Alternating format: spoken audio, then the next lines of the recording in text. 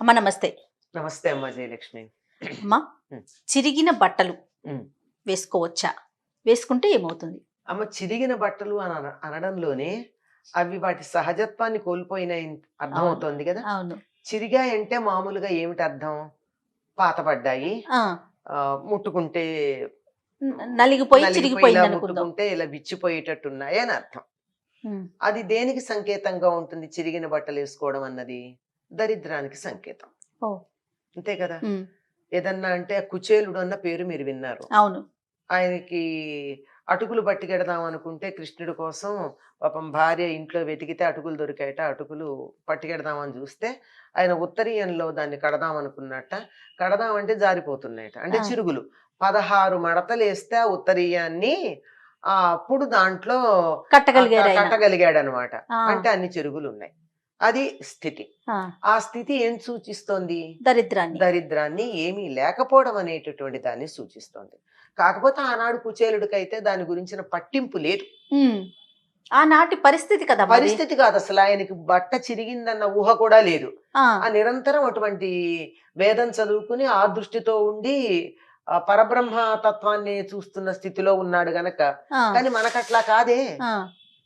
మనం అన్ని రకాల హంగులు, ఆడంబరాలు అవన్నీ కీపోతున్నాం గదా! ఉండాలనుకుంటున్నాం గదా! హ్మ్. అట్లాంటిది మరి చిరిగిన దాన్ని అది తప్పుగా భావిస్తారు. అంతెందుకండి, ఒకప్పుడు మన దేశంలో వస్త్రాలు నేసినవి నేసినట్టు తెచ్చి కట్టుకునే వాళ్ళే తప్ప, కుట్టే పని గూడా ఉండేది కాదు. హ్మ్. జి ఆ! అంటారు. అదే టైలర్స్. ఆ! వాళ్ళు మనకి మహమ్మదీయుల నుంచి వచ్చారు. ఇప్పుడు గాని మీరు గాని గమనించినట్లయితే మా తరంలో ఉన్నటువంటి దర్జీలందరూ మహమ్మదీయులే ఉండేవారు. ముస్లిమ్సే ఉండేవారు ఎక్కువగా. ఆ! ఎందుకంటే వాళ్ళకది పద్ధతి. మనకి మన లేదసలు. దగ్గర లేదు. వస్త్రాలన్నీ గూడా కింద కట్టుకునేటటువంటి వస్త్రం ఒకటి, పైన వేసుకునేదొకటి ఉండేవి. హుహు. పైగా మగవాళ్ళు నడుముకు కట్టుకునేవారు. ఆడవాళ్ళు పైన కట్టుకునేవారు ఇక్కడ. హ్మ్. హ్మ్. అంతే. ఓకే. పైన ఇక్కడ ఒకటి కట్టుకునేవారు పైన. ఆ! కింద ఒకటి కట్టుకునేవారు. కేరళ వాళ్ళు ఆ! కట్టుకుంటారు అట్లా. కట్టుకుని దానిపైన ఇంకొకటి బల్లెబాటు వేసుకునేవారు. మనవాళ్ళు కూడానమ్మా? మనవాళ్ళు కూడా. ఆహా! తర్వాత ఇలా కాకుండా మొత్తం చీర ఆ! ఇలాగా కట్టుకోవడమును, పైన లోపల ఇంకొకటి వేసుకోవడం. ఓకే. అట్లా ఉండేది. ఆ! అది కూడా వస్త్రమే. అదేలే. ఈ చింపడం, చింపి దాన్ని మళ్ళీ కుట్టుకోవడం అనే పద్ధతి ఉండేది కాదు. ఆహా! మీరు గమనించినట్టయితే ఆహ్, ఇప్పటికీ వేదం చదువుకున్నటువంటి వాళ్ళెవరు కూడా చొక్కా వేసుకోరు. అవును. ఎందుకు చొక్కా వేసుకోరు? చొక్కా వేసుకోరని ఈ వక్షస్థలం అంతా బయటికి ఉంటుందా? ఎదురు రొమ్ము ఉండదు. అవును. కప్పుకుంటారు ఆ! వస్త్రంతో. పై వస్త్రం పై వేసుకుంటారు కదా! వస్త్రం కప్పుకుంటారు.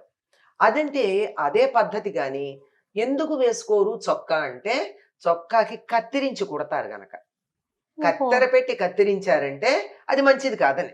అయితే తర్వాత కాలక్రమేణా అనేక పద్ధతుల్లో కత్తిరిస్తే కుట్టుకోవడాలవి వచ్చాయి. ఇప్పటి మా మా చిన్నతనంలో కూడా పెద్దవాళ్ళెవరు ఒకవేళ బట్ట చిరిగితే దాన్ని కుట్టి కట్టుకునేవాళ్ళు కాదు. చీర చిరిగితే. హుహు. కుట్టి ఆ! చిరిగిందనుకో, కుట్టి కట్టుకుంటే దరిద్రం. ఆహా! అంటే చిరిగిందంటే దరిద్రం. మరి చిరిగిన బట్టలేసుకోవడం అంటే? అవును. చాలా తప్పు గదా! అందువల్ల చిరిగింది. తర్వాత అట్లాంటి దాని మీద మంచి ఎంబ్రాయిడరీ చేసొచ్చేవి. ఆ! ఆ ఎంబ్రాయిడరీలో లోపల హోల్స్ ఉండేవి. ఆ! ఆ హోల్స్ ఎట్లా చేస్తారు అంటే, అగరబత్తి దగ్గర పెట్టుకొని ఆ హోల్ చేయడానికి దాన్ని అలా అనేవారు. అదంతా సింథటిక్ గదా! ఆ! ఇలా అని ఆ! దాని చుట్టూతా కుట్టడం ఉండేది. అది ఒక్కసారి కొంటానంటే మా నాన్నగారు మమ్మల్ని చాలా కేకలేశారు. "కాలిన బట్ట కట్టుకుంటావా? ఏం దరిద్రం వచ్చింది నీకు" అని. కాలింది గాని, చిరిగింది చిరిగింది గాని గాని వేసుకోవటానికి లేదు. వేసుకోవడానికి చాలా దరిద్ర హేతువు. అంటే జ్యేష్ఠాదేవిని మా ఇంటికి రామ్మా అని మంగళహారతి ఇచ్చి పిలిచినట్టు. పిలుద్దామా? తెలిసి తెలిసి. తెలిసి ఏమైంది చిరక్కుండానే చూసుకోండి. అంటే ఈ రోజుల్లో ఎట్లాగో మనం కత్తిరించుకొని కుట్టుకునేవి అలవాటు పడ్డాం వచ్చేసింది. గనక, అవును. ఎప్పుడన్నా మరీ పాతబడంది ఏదన్నా కొద్దిగా చిరిగితే ఆ! దాన్ని కుట్టుకుని వాడాలి గానీ చిరుగుతో మాత్రం వాడకూడదు. ఆ! అంటే మారిన కాలాన్ని బట్టి అవునవునవును. ఎట్లాగో కుట్టింది వాడుతున్నాం గదా! కత్తిరించుకుని మరీ కుట్టి వాడుతున్నాం గదా! అవును. అందువల్ల. ఆ! అలా కాకుండా నేను 3 3 ముక్కలు తెచ్చుకుని వస్త్రాలు వేసుకుంటానంటే సమాజంలో నన్ను రానియ్యరు. ఆ! కదా! అవును. దాన్ని బట్టి దాన్ని అంగీకరించిన చిరుగు ఉన్నది ఎందుకు వేసుకోవాలి? మరి ఇప్పుడు ఇవాళ అదే రేపు కదా మరి. ఫ్యాషన్ అయిపోయింది మరి కదమ్మా. ఏమని చెప్తే నేను చెప్పిన ఈ మాటలన్నీ వింటుంటే ఎంతమందికి లోపల బాధ కలుగుతోందో. మేము ప్రత్యేకంగా చిరిగినటువంటి వాటిని కొనుక్కుంటున్నాం కదా, చింపి మరీ కొనుక్కుంటున్నాం కదా, లేదంటే తెచ్చి చింపుకుంటున్నాం కదా, ఉమ్, అంతే కదా. అవును. ఆ మధ్య ఎప్పుడో ఒక దాంట్లో పెట్టారు, బాంబేలో స్టోర్లో ఉన్నది 15,000 20,000 ఒక ప్రైజా? షర్ట్, ఆ, దాని ట్యాగ్ పెట్టి ఆ. అంతా ఒక షర్ట్ ఆ. ఇలా ఇలా ఇలా ఇలానే చిరిగిపోయింది. ఆ, అంటే కట్ చేసి ఉంది. పీసులు పీసులుగా. అబ్బా మన ఇంట్లో ఉన్న పాత బట్టలన్నీ ఈ స్టోర్ కి అమ్ముకోవచ్చు అని చెప్పి ఒకళ్ళు చిన్న ట్యాగ్ లైన్ తో అది పెట్టారు. ఆ, ఆ. ఆ స్టోర్ పేరుతో సహా పెట్టారు. Okay okay. వెరీ ఫ్యాషనబుల్ది.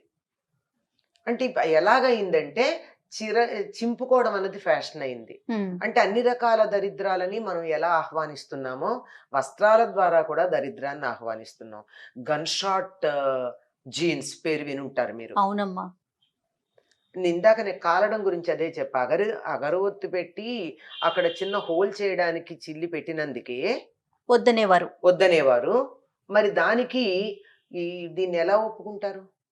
ఉమ్, కాజాలు ఒప్పుకునేవారు కాదు. అంటే ఈ ప్లాస్టిక్ బటన్స్ ఉండి కాజాల్లో అవునవును. పెడతామే, ఆ, అది కూడా కత్తిరిస్తారు గనక దాని బదులు హుక్కు లూపు పెట్టించుకోండి, ఆ, లేదంటే బటన్స్ ఉండేవి, ప్రెస్ బటన్స్, ఆ, అవి పెట్టుకోమని అవి పెట్టుకోమని చెప్పేవారు మా చిన్నతనంలో. ఇవన్నీ ఇప్పుడు ఆ. అసలు అవన్నీ మనకి అది లేవనుకోండి, అంతకే అవును. జిప్ పెడుతున్నారు సరిపోతోంది. అవును. అలాంటివి పెద్ద లేకుండా. కానీ ఈ మరి కల్చర్ పూర్తిగా మారిపోలేదమ్మా వస్త్రధారణకి సంబంధించి. వస్త్రధారణకు సంబంధించి ఎన్ని రకాలుగా మారడానికి అవకాశం ఉందో అన్ని రకాలుగా మారింది. 1, 2 అని చెప్పడానికి వీల్లేదు. ఆ, ఎందుకు మారింది అంటే మనకు అన్ని విధాలు మారాం, అందులో ఇది ఒక భాగం. అవును. ఒక సంస్కృతిని తెలియజెప్పేది ఏముంటుందంటే కట్టు బొట్టు అవును. జుట్టు. ఉమ్, కట్టు బొట్టు జుట్టు. బొట్ట అదేంటి తెలీదు. కట్టుకోవడం ఏమిటి, తొడుక్కోవడమే. జుట్ట ఇంకా దాన్ని చెప్పేది లేదు కదా. అవును. అవును. ఇన్ని రకాలుగా సంస్కృతి, ఒక ప్రాంతం వాళ్ళు వీళ్ళు అని తెలియజెప్పడానికి ఈ 3 నిదర్శనాలు. ఉమ్, ఆ వ్యక్తి యొక్క క్యారెక్టర్ లో బయోడేటాలో సగం తెలుస్తుందమ్మా ఈ వీటి బట్టి. ఆ, ఇప్పుడు బొట్టు ఉంది, ఆ బొట్టు పెట్టుకోకపోతే ఒకటి, పెట్టుకుంటే ఒకటి తెలుస్తుంది. పెట్టుకున్న బొట్టు కూడా ఎట్లాంటిది అంటే ఇప్పుడు ఏదో సరదాగా చిన్నది పెట్టుకోవడం కాకుండా మీరు నామం పెడతారా, ఆ, విభూది పెడతారా, ఆ, గంధం పెడతారా, సింధూరం పెడతారా, చాదు పెడతారా, దీన్ని బట్టి వీళ్ళు ఏ విశ్వాసానికి చెందిన వాళ్ళు తెలిసిపోతుంది అవును. కదా. అవును. ఉమ్, బొట్టు పెట్టుకోకుండా బయటకు వచ్చారంటే పూర్వం ఇంకా స్నానం చేయలేదు లేదా సూతకంలో ఉన్నారని తెలిసేది. ఇప్పుడు అసలు అది ఆ తేడాలే లేవు. అంటే ఒక మనిషి యొక్క విషయాలలో సగం వారి యొక్క ఆహార్యం అంటారు. బట్టి తెలుస్తుంది. ఆహార్యం అంటే మేకప్. ఆ అవును. మేకప్ బట్టి తెలుస్తుంది. దాంట్లో ప్రధానమైనటువంటి వస్త్రం ఇప్పుడు ఎలా తయారైందంటే ఏమిటో వలువలు విలువలు రెండూ పోయినవి, తగ్గాయి. అవును. అవునమ్మా. వలువలు విలువలను ఇస్తాయి, ఉమ్, ఆ రెండిటిలో కూడా పతనం అన్నది మనకి ఇప్పుడు బాగా కనపడుతుంది. మరి చిరిగినది ఎట్టి వేసుకోకూడదు. పరిస్థితుల్లో వేసుకోకూడదమ్మా. ఆ గన్ షాట్ ని మనం ఏం అనలేము. వేలు పెట్టి కొనుక్కుంటున్నారు, వాళ్ళ సంగతి వదిలేసేయండి. ఎందుకంటే మనం మాట్లాడకూడని విషయాల్లాగా అయిపోయినాయి. అవును. కానీ మన వరకు మనం పాటించదగింది చిరిగినవి వాడకుండా ఉంటే చాలు. తప్పకుండా అమ్మా. నమస్తే. నమస్తే.